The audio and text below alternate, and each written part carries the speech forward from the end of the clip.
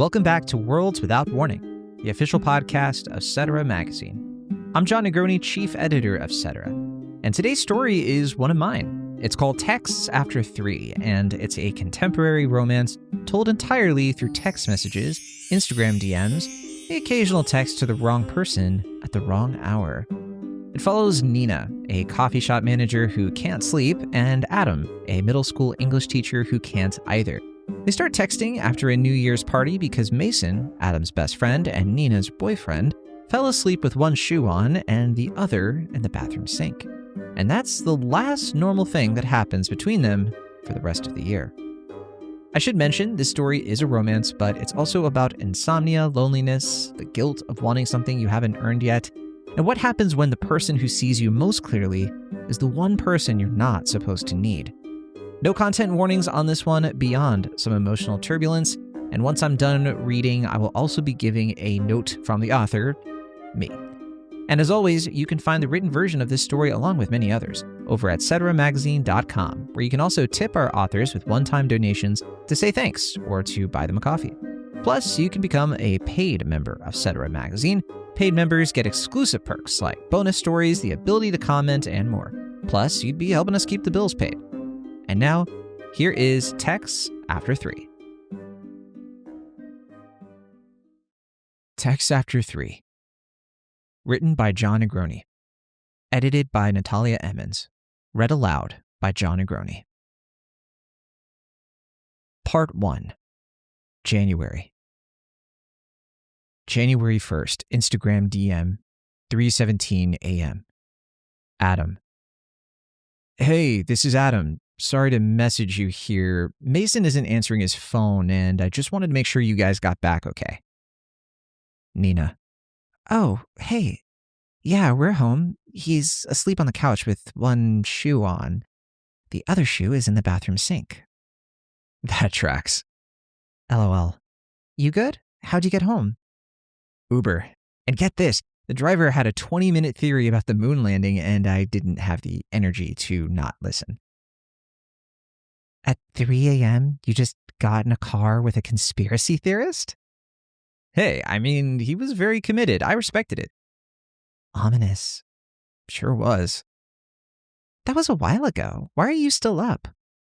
I don't really sleep, and that's not a bit or anything. It's just true. Ah, sorry. I have to open the coffee shop at 6, so I should absolutely be asleep right now. And I absolutely agree. Sorry, though. You really should go to sleep. Didn't mean to keep you. No, it's fine. It's... I don't know. Nice to know someone else is awake. LOL. Anyway, Happy New Year, Adam. Happy New Year. Go to sleep. You first. Can't.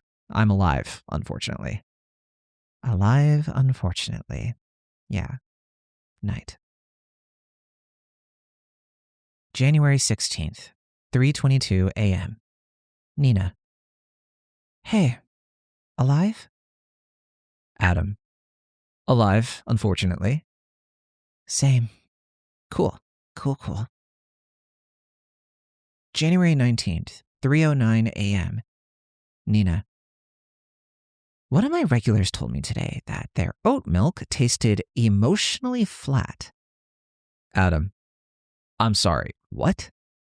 I said thank you for that feedback with my manager voice, of course. Means I'm dead inside.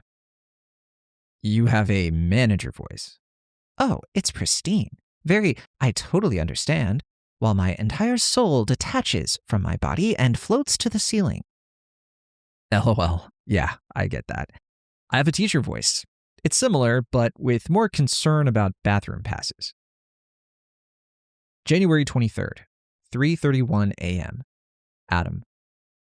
One of my 7th graders wrote that Romeo and Juliet is basically a skill issue on her response sheet, and I haven't been able to think about anything else. Nina. Stop. She's right, though. It is a skill issue. She is absolutely right, and I had to sit there with my teacher voice on pretending to disagree. Criminal. What did you actually say? I said, "That's an interesting reading, Olivia. Can you support it with textual evidence?" You gave her the teacher voice. The teacher voice is all I have, Nina. January 28th, 3:04 a.m. Nina. Bad day. Like, bad. Worse than yesterday's bad? Yep. Espresso machine died mid-rush. New girl called out. I closed alone and then sat in my car for 10 minutes staring at the steering wheel before I could drive. And I know that's whatever. It's a coffee shop. It's not real problems. Hey, no, don't do that. Do what? Rank your own bad day against some imaginary worse one. A bad day is a bad day. Ugh. I don't know. I just feel dumb complaining about steam wands when people have real stuff. The steam wand is real stuff. Teacher voice tells me I should be fine. I am technically fine. But how are you actually? Tired, in a way that sleep doesn't fix. That sounds dramatic, huh? Doesn't sound dramatic to me. It sounds like you've been holding a building up with your hands and someone just asked you why your arms hurt. Wow. Okay. That was teacherly. Anyway. Thanks for being up. Mason was passed out when I got home. Always up. That's my whole deal these days. I know. That's actually why this is helpful, I guess.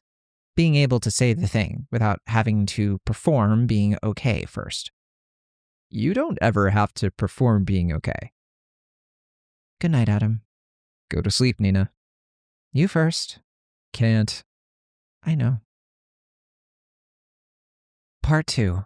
March and April. March 2nd, 3:14 a.m. Nina. Do you ever think about how unhinged it is that we both just happen to be awake at the same wrong hour every night? I've thought about it quite often. And I have decided not to question these things. Smart. Bleak, but smart. March 8th, 3:41 a.m. Adam. Kid wrote on his vocab sheet today that melancholy means when you're sad but in a fancy way. Give him an A. Give him my A. That's actually better than anything I've ever articulated about my own feelings. His other definition was, quote, ominous, when something is about to be bad and it knows it. When it knows it? That kid is a poet. He draws spiders on everything and once asked me if books have feelings. So, yeah, definitely a poet. March 15th, 2:47 a.m. Nina. Hey, are you up? Yeah, what's going on? Nothing. Everything is extremely fine. Nina? Fine, I am on the kitchen floor, which I know sounds, but the tile is cold, and it helps chill out the inner demons in my ass. Makes perfect sense. Shoes on or off? What? When you got to the floor, did you take your shoes off first or just go straight down? Off? I took them off at the door, like normal, and then ended up here. Oh, okay. Why does that matter? Well, if the shoes are still on, it means you didn't even make it to the regular part of being home. Oh, that's annoyingly perceptive. Sorry to hear that. What happened? I asked Mason to come by after close tonight. I didn't even want anything from him. I just wanted him to sit with me for like a few minutes. I said that specifically, just come sit. And he said, yeah, definitely, and then he didn't come. And when I texted him about it, he said, sorry, babe, I crashed. You should try those melatonin gummies. They knocked me right out. And look, I know he's one of your best friends, so you have to be the opposite of neutral. Right, so he heard you say, I need something, and didn't seem to care. Just tried to fix it himself. Yeah, exactly that. I didn't want a solution. I wanted a person in my kitchen. Yeah. Is that insane? Nope, not at all. I feel insane. I feel like I'm high maintenance for wanting someone to just show up. You are not high maintenance. You're on a kitchen floor at 3 a.m. asking to be sat with. That's just regular maintenance. For people like us, at least. When you say it like that. I do mean it like that. Okay, I should go to bed. 6 a.m. comes regardless. I know. Go to sleep. Okay. Thanks for being here. I mean, up. Thanks for being up. Yeah, here, up, whichever. Good night, Adam. Night, Nina. March 19th, 3:23 a.m. Nina. Floor update. I'm on the couch tonight. Look at you, upward mobility. I know, ponder at my endless growth. March 22nd, 7:14 a.m. Mason. Bro, question for you. What's a good, belated birthday thing for Nina? I kind of forgot to plan anything, and she's being cool about it, but I feel bad. Adam. Maybe cook for her? She likes that lemon pasta from that place on Clement. You could try to make it. Genius! You're a lifesaver. She's been kind of weird lately. I don't know. Probably work stress. Yeah, probably. April 1st, 3:11 a.m. Adam. Hey, you up? Always. What's wrong? Nothing's wrong. Bad brain night. Tell me everything. It's dumb. Adam. I've been trying to read this book for 2 weeks. Same paragraph every night I open it, and I read the same page, and none of it goes into my head. I don't think the book is the problem, though. What's the book? It's a Mary Oliver collection that Mason gave me for Christmas 2 years ago. I keep trying to finish it because he remembered that I said I liked her once in college, which was a nice thing for him to remember. Nevertheless, I can't focus on a single poem. What's it about? The poems? Everything. Geese, grief, paying attention. She has this line about how you only have to let the soft animal of your body love what it loves. God. Yeah. That's a lot for 3 a.m., sir. That's a lot for any hour, honestly. Are you on the floor or the couch? Bed, but sitting up, which I think is its own category. Bed sitting up is the purgatory of insomnia positions. You're not committed to either direction. Accurate. Go lie down. Read the poem one more time and then close the book. Are you using your manager voice via text? No, that was just Nina voice. Oh, interesting. Okay. Good night, Nina. Night. Let the soft animal, etc., etc. I will do my very best. Part 3, June. June 4th, 3:19 a.m. Nina. This day has had too much plot. Tell me everything? No, I just needed to say it out loud to someone who wouldn't try to fix it. Noted. Thank you. How are the summer school kids?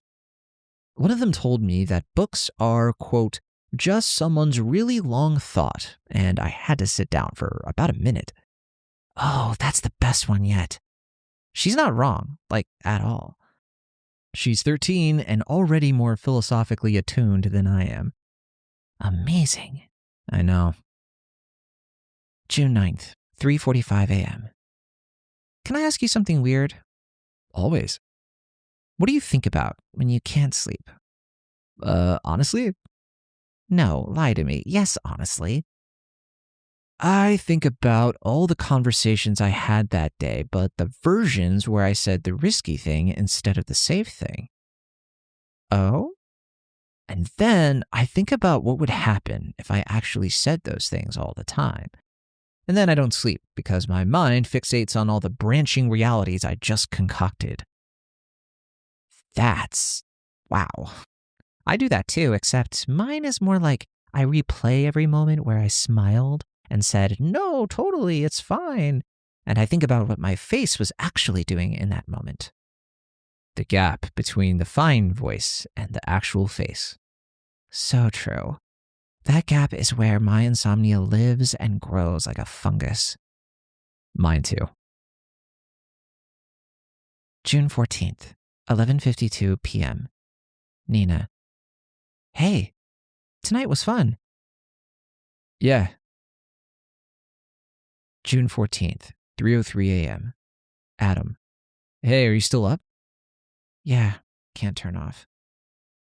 Can I say something? You're doing the thing where you ask permission, which means it's going to be a risky thing. At the party tonight, you seemed like you'd already left before you actually left. Like, you were there, but the version of you that was there was the one you send when you can't send the real one. Wow, okay. Sorry. No, don't apologize, you're right. I noticed when we were outside, you were different on the stairs, like you came back online for a few minutes. I liked being on the stairs with you. I liked it too. And it was only a few minutes. I know. I need to say something, and I need you to not make it into a thing. Okay. You notice things about me that I don't think anyone else notices, and I don't know what to do with that. And also, it's 3 a.m., and I should not be saying this. You're allowed to say it. Am I, though? 3 dots. I should go to sleep. Go to sleep. You first. Can't. Part 4. July and August. July 2nd, 3:26 a.m. Nina. Summer school update? Please, I need something that isn't my own brain. Kid asked me today if the sun has a night shift or if it just works all the time. The sun's night shift? Adam. The kids are all right. He also asked if teachers sleep at school. Well, do you? Sometimes it feels like it. July 11th, 11:43 p.m. Nina. Hey. Hey, how was the birthday dinner? Good. It was great. Really fun. Wish you could have made it, though. July 12th, 3:01 a.m. Okay, I lied. I know. How did you know? You used an exclamation point. You never use exclamation points. I hate that you know that. What happened? He invited 30 people. I said I wanted small. I said it twice. I said maybe just us and like 2 others. And I walk in and there's 30 people and a banner and he's so proud of himself. And everyone was so nice and it was loud and fun and exactly the kind of night that should have been great. And then I spent 40 minutes in the bathroom looking at my phone. That sounds pretty lonely. It was lonely. There's a room full of people who love me, and I felt like I was watching it from across the street. I'm sorry. The worst part is, he wasn't wrong. Like, objectively, it was a good party. Mason tried. He really tried. He threw the party he would have wanted. Which is a generous thing to do for someone who isn't me. That's a tough sentence to read. Is it? You know, I almost texted you from the bathroom. I had the screen open and everything. Oh? Why didn't you? For one thing, I had a feeling Mason invited you, but you didn't come because you knew I would feel overwhelmed by a crowd. And don't even try to deny it. I should have told you. I suspected he planned to invite a lot of people, giving you a heads up. But I didn't feel like it was really my place. And that's that. That's also maybe the problem itself. Which part? That you're the person I wanted to text from a bathroom at my own birthday party. Yeah, that's also maybe the problem. We keep saying the problem. I know. What is the problem, Adam? Hard to pick just one. Yep. Anyway. Say something normal, please. Summer school kid says the moon is the sun's best friend. Aw, that one's gonna stay with me. Same. Good night. Good night, moon. August 4th, 3:33 a.m. Adam. Hey. Hey. Do you ever listen to anything while you can't sleep? Sometimes. There's this one Novo Amor song I played like 400 times. It doesn't help me sleep, but it makes being awake feel less like a punishment. What's the song? Carry You. Don't judge me. Why would I judge you? Because it's earnest, and I have a reputation for being cool and detached. Nina, you text me from your kitchen floor at 3 a.m. basically every night. The cool, detached thing is not working on me. Rude. Accurate, but rude. Oops, that's your line. You can borrow it. August 8th, 3:17 a.m. Nina. I've been thinking about the Mary Oliver line, the soft animal one. Yeah? I think my problem is I know what the soft animal wants.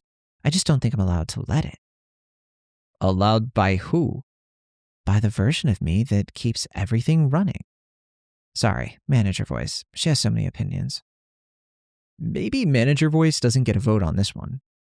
She gets a vote on everything. Nina? Don't do the name thing. Sorry.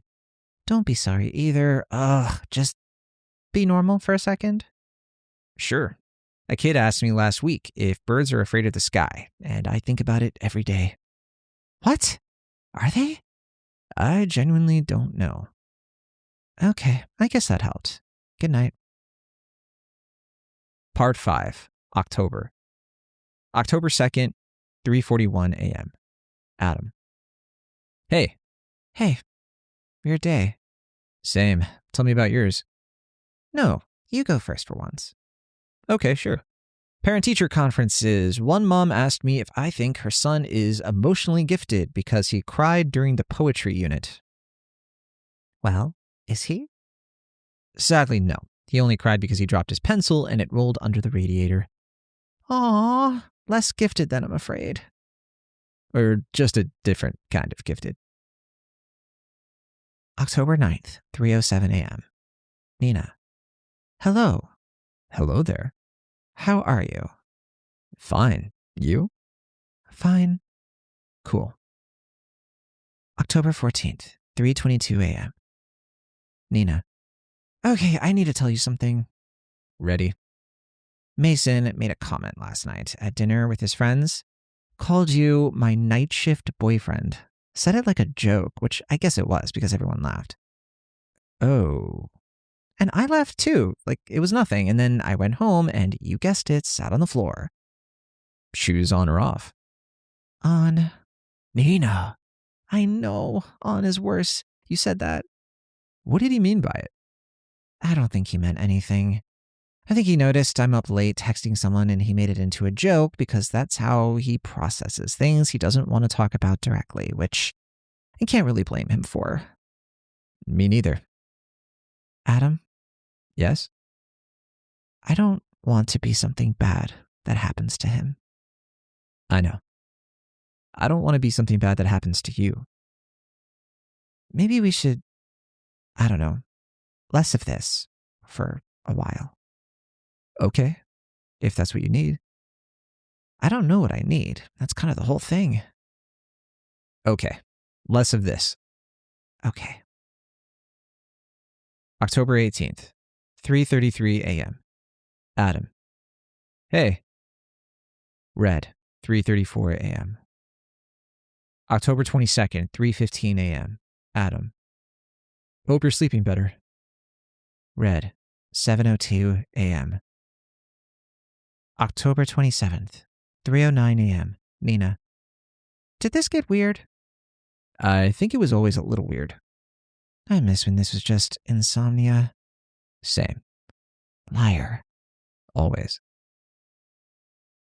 October 30, 3:44 a.m. Nina. I keep going back through old messages. Like if I scroll far enough, I'll find the exact place where it turned. Oh, interesting. Did you find it? No, because it didn't turn anywhere. It was just already it. I think I agree. I was hoping you wouldn't. I agree with that, too. Part 6. November and December. November 6th, 3:02 a.m. Nina. Hey. Hey. I didn't know who else to text. That's not good. I know, and yet I'm texting you anyway. What happened? Nothing happened. Nothing ever happens. Nothing is wrong. He's nice to me. He brings me coffee, even though I work at a coffee shop, which is actually very sweet if you think about it. He texts back, he shows up, and I feel like I'm disappearing inside a version of my life where nothing is technically wrong. That's not nothing. I feel like the villain in an A24 movie. The kind where the audience understands why she's bad, but still thinks she should have tried harder to be a good person. Wanting to feel known by your partner is not villain behavior. Then what is it? I think it's just being a person. He knows me, in theory. Like, he has all the information. He knows I like that lemon pasta and that I hate crowds and that I can't sleep, but he doesn't...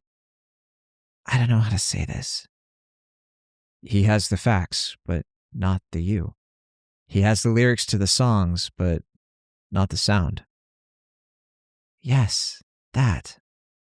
He's tuned to the right station, but it's coming through in a language he doesn't speak, and I keep turning the volume up, and it just gets louder without getting clearer.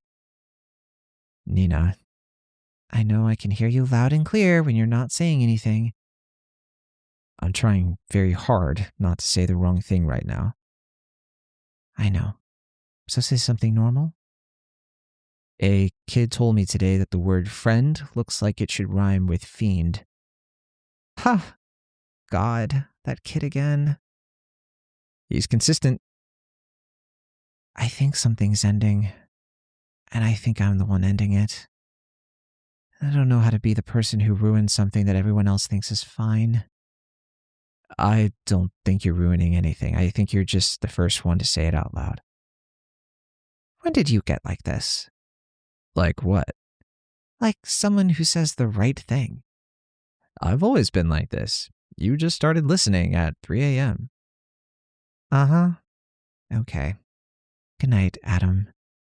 Go to sleep, Nina. November 19th, 2:58 a.m. Nina. I told him I think we need to talk. He said okay, and then asked if I wanted to order Thai food. I didn't realize until later that he wasn't deflecting. He genuinely thought we could do both. That's Mason. Yeah, that's Mason. December 4, 3:12 a.m. Nina. It's over.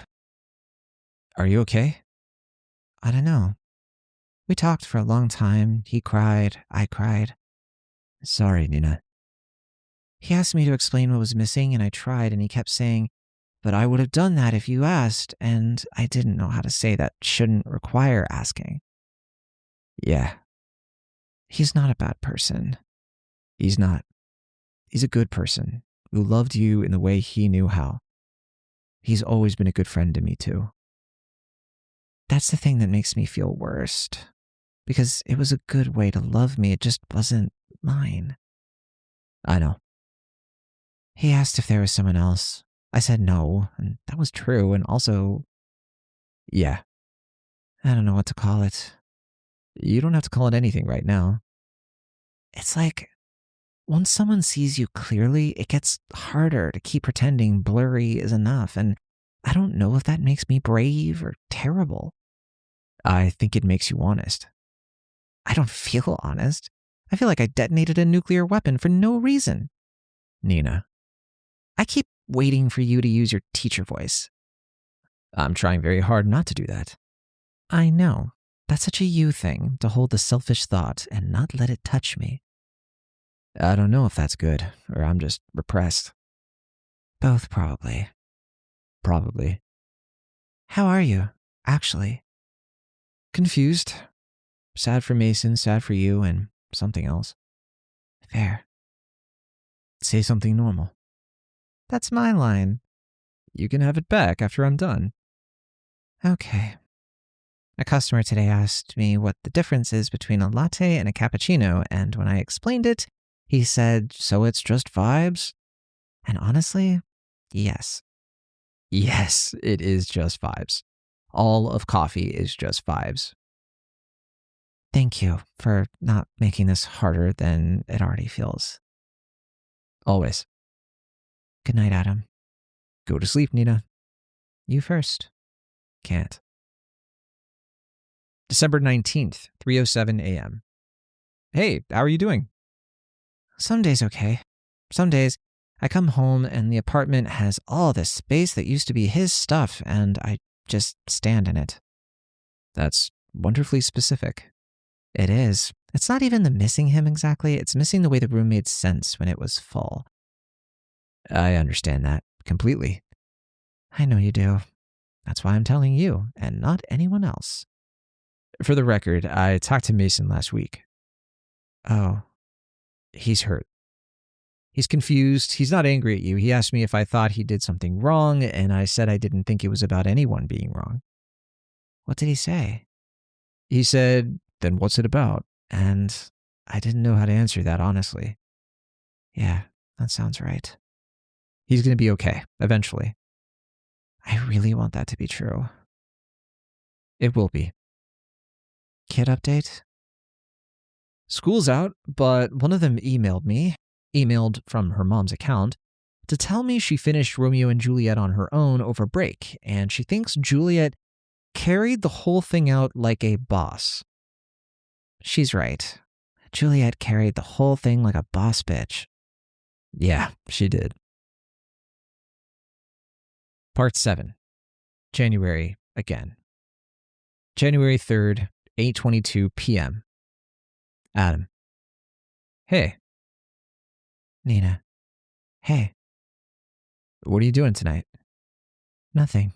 Existing. Why? Come over. 3 exclamation points. I know. Come here. Okay. Yeah. I'm coming. January 4th, 3:07 a.m. Nina. I'm in your bed. I can see that. Then why are you texting me? Seemed on brand.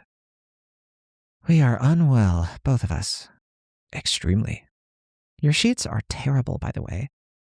You're in my bed for the first time in the history of knowing each other, and your note is about thread count. I contain multitudes. Noted. Off to Target I go. Hey. Hello. I keep waiting for this to feel different than the text version. Like, now that we're in the same room, it should be bigger or scarier or something. But it just feels like the next thing. Is that okay? Yeah. It's like, oh, there you are. You know? Yeah, I know. I'm so tired. I know. No, like good tired. The kind where you actually might sleep. Which, if you know me at all, is... I know what that is. Stay awake for like 2 more minutes? Won't be easy, but I'm not going anywhere. Not if I can help it. Wow, so possessive already. Good night, Adam. Go to sleep, Nina. 3:24 a.m. Adam. You finally slept. Show off.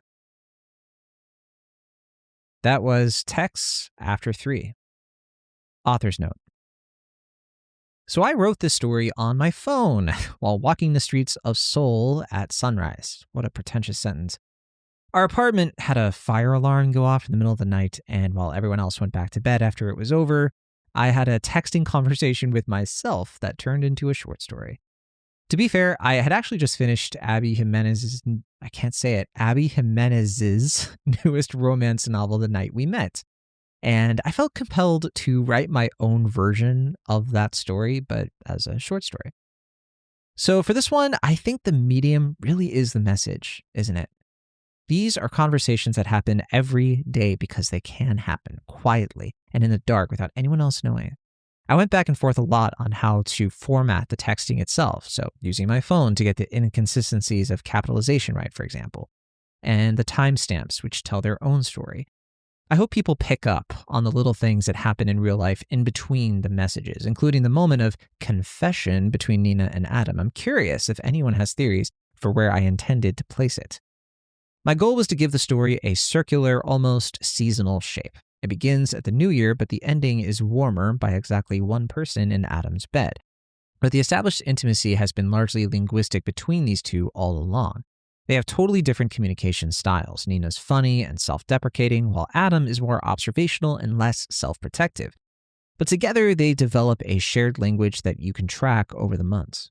A tougher mode of the story for me to get right in edits was the kids as Greek chorus angle. My intention there was to point out how kids say the real thing because they don't know the rules yet. Adam and Nina have learned the rules and fashioned them into a teacher/manager voice. They spend the whole story working back toward the same unguarded directness.